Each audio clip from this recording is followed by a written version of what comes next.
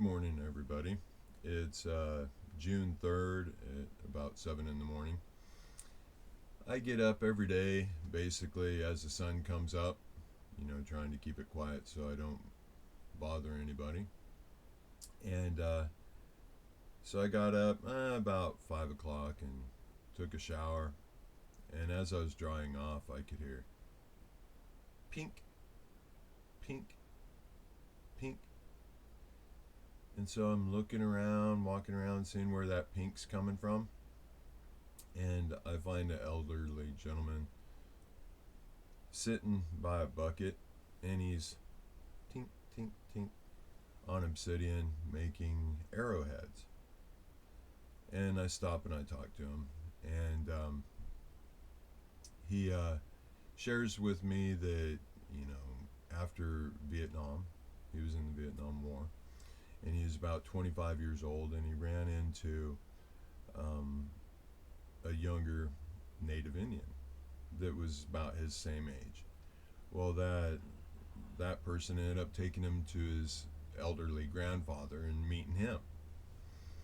Well, he kind of grew fond of the elderly grandfather, and the grandfather decided to teach him how to make arrowheads.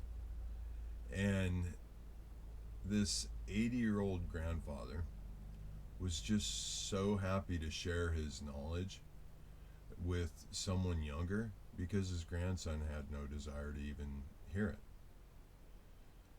Well, so we kept talking and we had a lot of the same views, that it seems like nobody cares anymore about anybody. Everybody's feeling sorry for themselves. Everybody's, just thinking constantly of the negative. And as, we concluded, I told him, I said, when I heard that pinking, I could feel in my heart that was somebody that was centered. Somebody that was doing their own therapy, true therapy, versus going to somebody else and having somebody, try to tell you what's wrong with you when they're battling their own issues.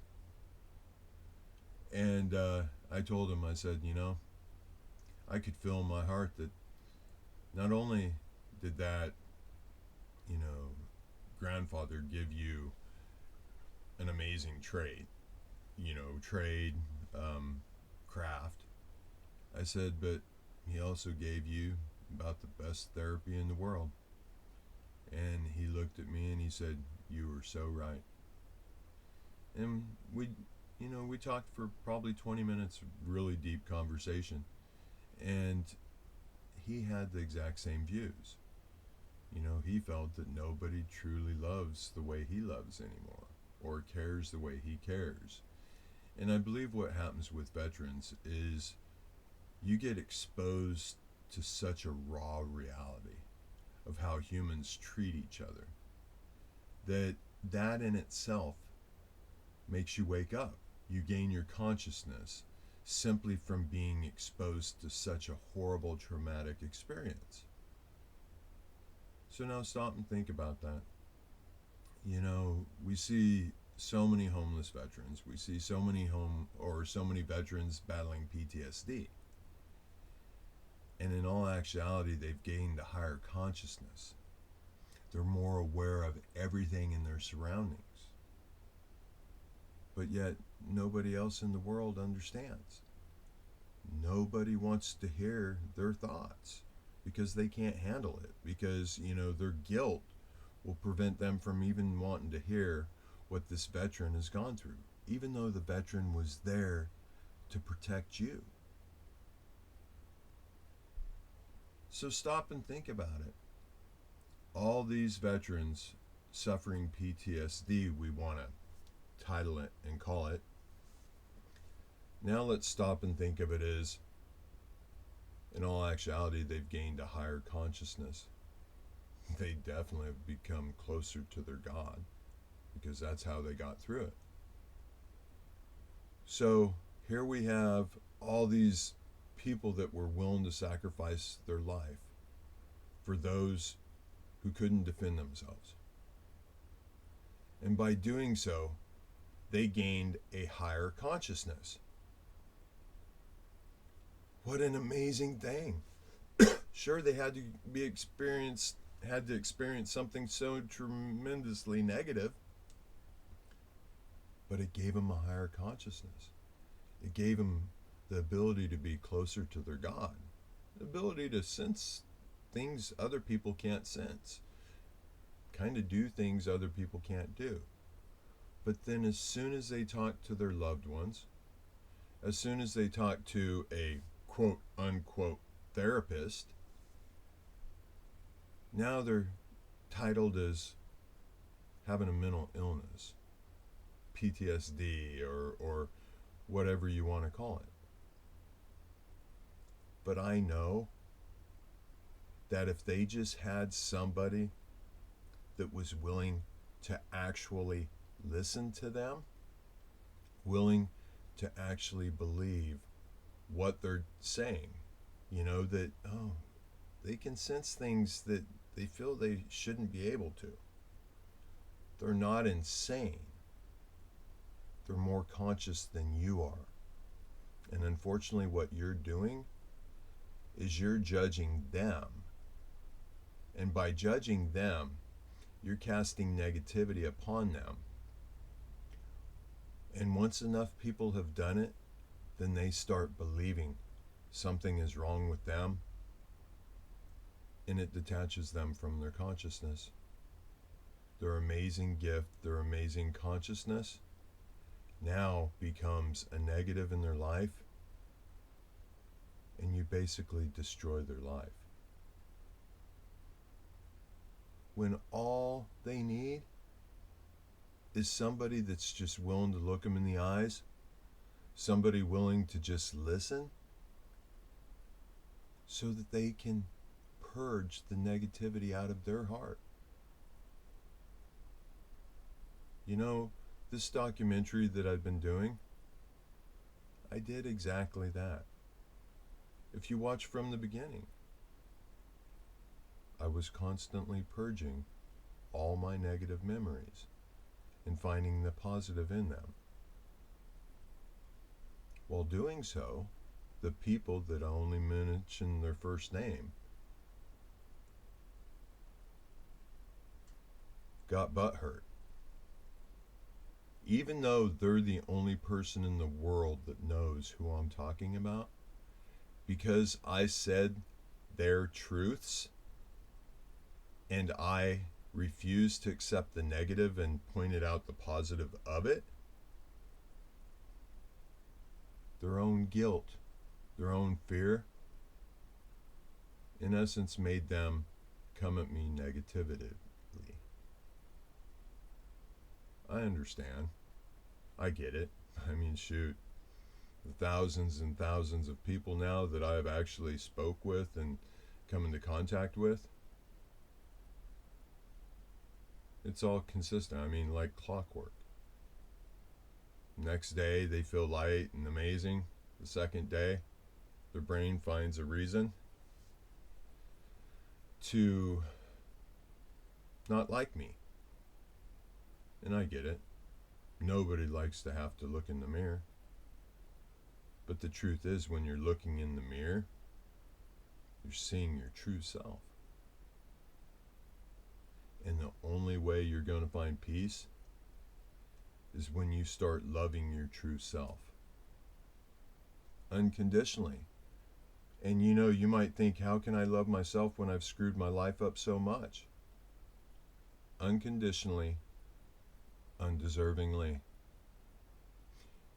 If you believe that you're God, you're wherever you get your energy from, the universe, even if you think you're a Satan worshiper and you think it's coming from Satan, I don't care. Just remember, the only reason why you are alive is because your God has given you the energy to be within your body, because your God believes in you and your God loves you unconditionally, undeservingly. Is that not the ultimate authority? Is that not the most important thing in your existence? Your God, where you get your energy? I mean, because without it, your body instantly starts decomposing. So, if your God loves you unconditionally, undeservingly, why in the world would you not do the same thing? Do you feel you're smarter than your God? By no means. You're actually one with your God. All you got to do is love yourself, and you're going to start feeling it instantly. You're going to start noticing things that you never noticed before. Being able to do things that you could never do before. Your IQ will start skyrocketing. I assure you. I mean, this documentary's proof. You saw my IQ test when I hadn't taken one before. You've seen what I've created in an incredibly short period of time. What I've, done with dealing with professionals of authority, with selling my house, with getting off the grid, with disappearing. I had no plan. I actually don't know what I'm doing from one day to the next, from 1 hour to the next. I have no plan. I just do what my heart is telling me to do. And you know what? If there would have been one single screw up, miscalculation on the trailer even, anything, I could not have pulled off what I pulled off. I mean, come on, guys. Think about it. I'm building a solar trailer while being a homeless transient. I have no blueprints, no plans, don't even know exactly how I'm going to do it until I do it. And it's turning out phenomenally. I'm not taking credit for that. It's not because my IQ skyrocketed. Well, it kind of is. But it's not because Trent Silling is a genius. Instead, it's because I've become one with my God. I've lost my ego. I don't try to force anything. If something's not wanting to go, okay, take a breath and figure a different way out. I guarantee your efficiency skyrockets when you do that. So now take that same analogy and apply it to all aspects of life. If it feels like you're having to force something, stop. Please, just stop. Breathe. Even if you have to close your eyes for a second, breathe. Feel the breath within your lungs. Feel your lungs expand and retract. Don't be afraid to make an ah sound, even if it's simply just in your head and not with your mouth. Because I guarantee you, that is centering you. And when that centers you, you gain more contact with your God, you gain more contact with yourself. Hence, that is where all your truths are. So anytime you feel you're out of character or out of balance, just stop. And for 1 second, love yourself. Love your heart. Because your heart, your true inner self, is all you are. This sack of bones and water and flesh will rot instantly as soon as your spirit, as soon as your God, as soon as your universe, whatever, leaves. So my friends, your wealth, your possessions, your stature, your position of authority, Let's be real. None of that means shit. You know it doesn't. Just like, I mean, think about every single thing in the world that you consider a possession. From the beginning, it started from a bully. Nobody owned anything. Some bully said, I own this property. Or some bully killed the people that were occupying the territory and took it. We have a horrible past. You know, look at America. Oh, the great, discoverer, Christopher Columbus. People, in America, we still celebrate Columbus Day. Research who Christopher Columbus is. Research what he did.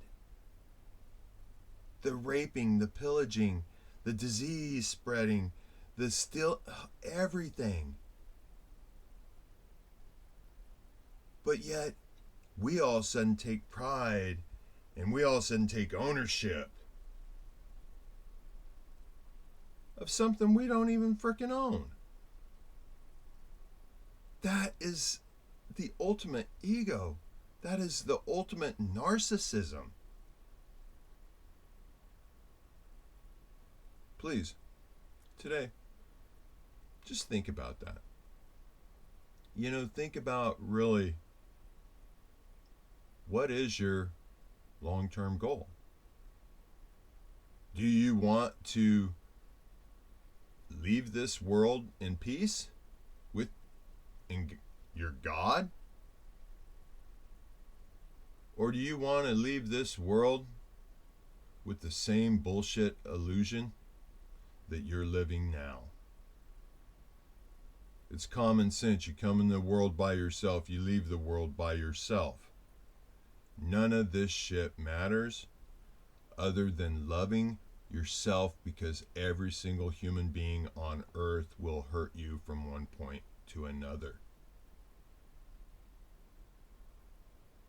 I'm going to close just by telling you guys, hey, I love you unconditionally, undeservingly. Definitely undeservingly. And you know it. And you can't change me from doing that, because I'm one with my God. And you know what? My God knows your God really well. Have a great day.